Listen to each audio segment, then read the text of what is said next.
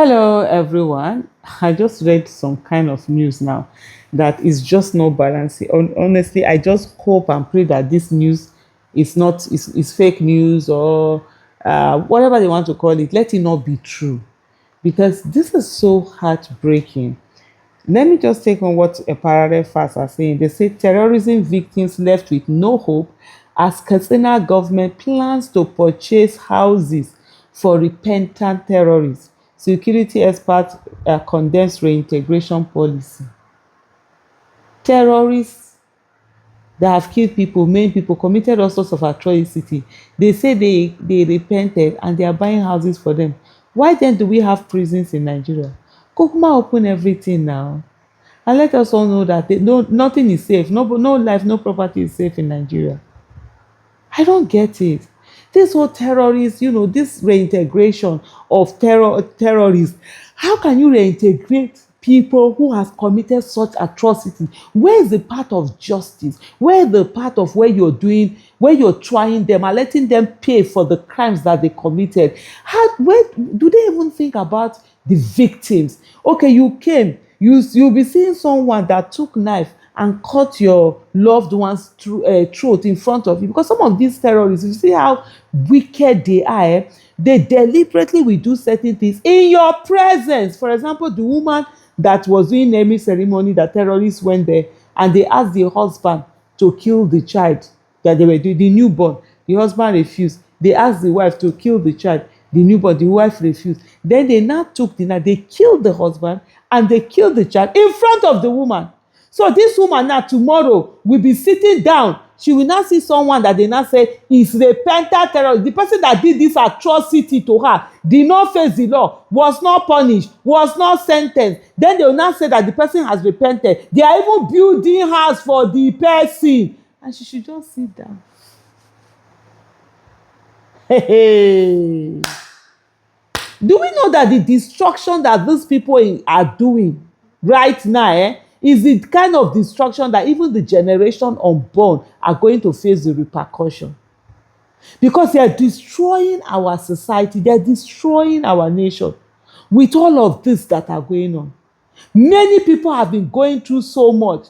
Victims have come, even when they started this whole thing in Borno, they came out to say, no, we don't want this reintegration. We don't want you reintegrating them into the society. You're spending so much billions on them. Meanwhile, their victims are left on their own. Nothing is being done to them. They are not getting anything. Ha! A security expert and counter-terrorism analyst, Idris for Peace, has condemned a reported plan by the Katsina state government to purchase houses and provide start-up funds for so-called repentant terrorists. I just pray this will let Katsina state government come and say it's not true and truly let it not be true, because this does not make sense at all. Please, I just hope Katsina state government comes to debunk this news, not only debunk it, even if it has started, halt it, or let it be that there was nothing like that, at all. In a statement shared on social media, the security analyst expressed concern over what he described as growing focus on rehabilitating former attackers while victims of terrorism remain neglected.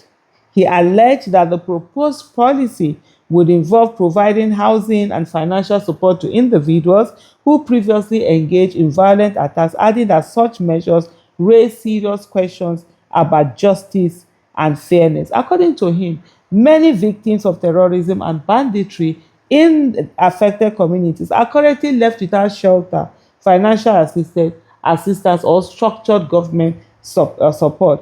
He said this situation has created a widening gap between how the state treats perpetrators of violence and those who suffer loss as a result of insecurity.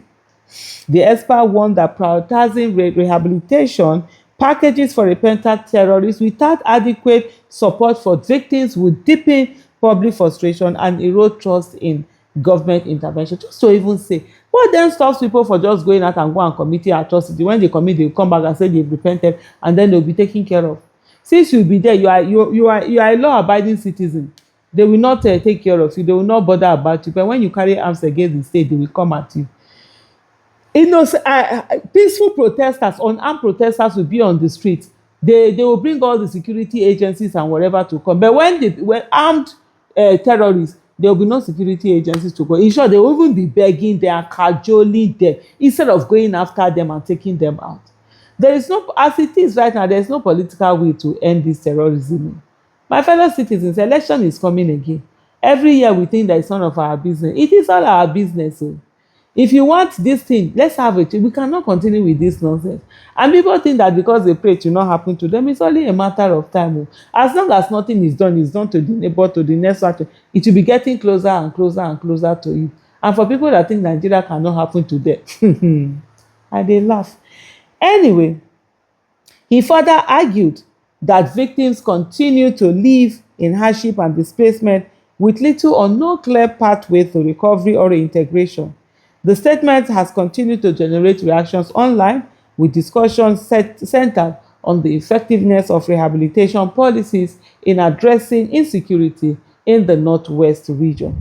As of the time of filing this report, the Katsina State government has not issued an official response to this claim.